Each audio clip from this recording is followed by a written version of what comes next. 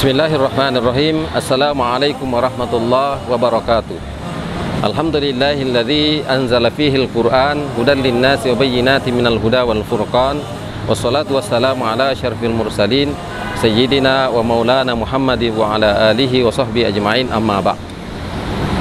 Para sahabat UNH yang dimuliakan oleh Allah Subhanahu wa taala, sebagaimana kita ketahui bersama bahwa Allah Subhanahu wa taala menurunkan tuntunan, yaitu berupa wahyu Al-Qur'an yang kita jadikan pedoman dalam kehidupan ini.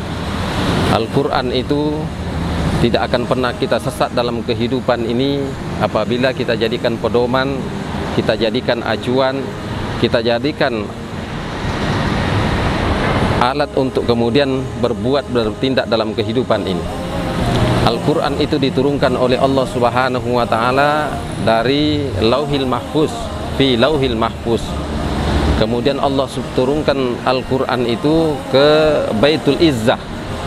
Baitul Izzah itu bahasa kita langit dunia.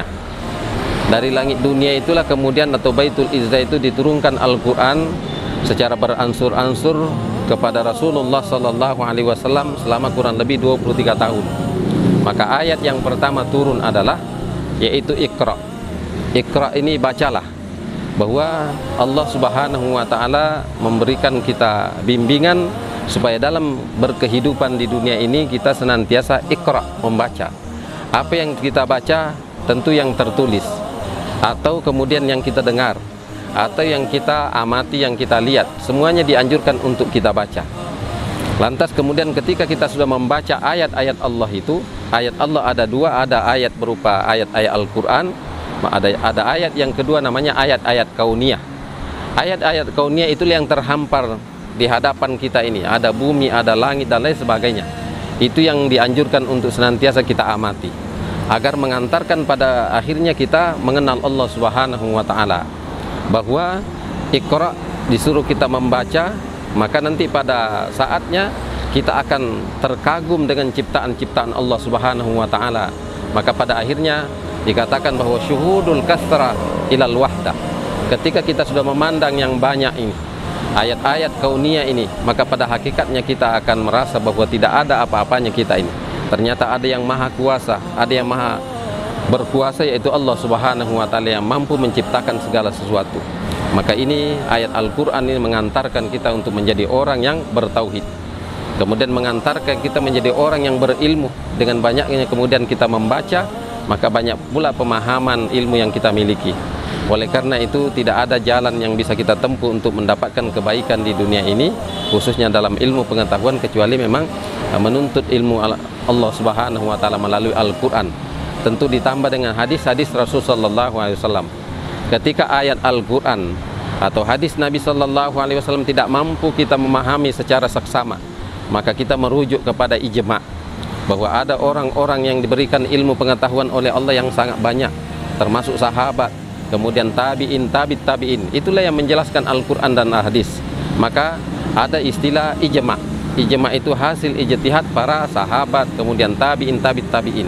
Maka kita merujuk kepada ijma' itu untuk memahami Al-Quran. Di samping itu ada kias, analogi yang dilahirkan oleh para mujtahid itu, mengambil hukum yang sudah ada untuk diterapkan kepada hukum yang tidak ada. Itulah kehebatan Al-Quran. Oleh karena itu mari sama-sama, di samping kita dianjurkan untuk banyak membaca Al-Quran, karena Al-Quran itu juga nanti pada hari kiamat akan memberikan syafaat. Kata Rasulullah Sallallahu Alaihi Wasallam, Iqra'ul Quran fa innahu ya'ti yaumal qiyamah syafi'al ashabi. Bacalah Al-Quran itu, nanti pada hari kiamat akan datang Quran itu mencari orang-orang yang pernah membacanya dalam kehidupan ini, pernah menjadikannya pedoman dalam kehidupan ini. Maka Al-Quran akan memberikan syafaat, pertolongan di hari kemudian. Jadi bukan Rasulullah SAW saja yang memberikan syafaat, tapi Al-Quran juga akan memberikan syafaat di hari kemudian. Oleh karena itu mari sama-sama kita membaca, mempelajarinya, mendalaminya, dan yang tak kalah pentingnya adalah kita mengamalkan Al-Quran. Mudah-mudahan kita termasuk orang-orang yang ahli Quran, yang mempedomani Al-Quran, yang menjadikan tuntunan Al-Quran itu, sehingga insya Allah kita akan mendapatkan keselamatan fid dunya wal akhirah. Para Pendengar yang dimuliakan oleh Allah Subhanahu wa taala, mudah-mudahan Allah Subhanahu wa taala meridhoi kita semua. Saya ucapkan tentunya selamat berbuka puasa. Mudah-mudahan puasa kita diterima dan diridhoi oleh Allah Subhanahu wa taala. Wabillahi taufiq wal hidayah. Wassalamualaikum warahmatullahi wabarakatuh.